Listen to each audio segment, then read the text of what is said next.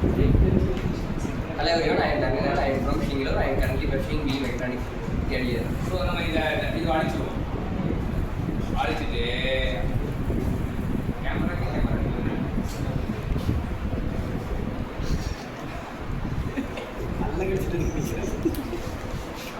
சரி, இப்போ என்ன பார்க்க போறோம் அப்படின்னா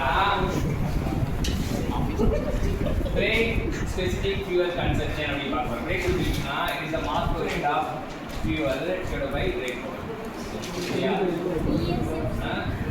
அப்புறம் இண்டிகேட்டட் ஸ்பெசிஃபிக் ஃபியூவல் கன்சம்ப்ஷன் அப்படின்னா mass rate of fuel by indicated. Okay, ரெண்டு டைம்ஸ் போடுவோம். First time brake specific fuel consumption. Brake specific fuel consumption. Here indicated specific fuel consumption. சரியா? அவ்வளவுதான். இதோட யூனிட் வந்து இது வந்து kilogram per kilowatt hour. Kilogram per kilowatt. புரியல? indicated thermal efficiency indicated power by mass per rate of fuel by இது calorie value.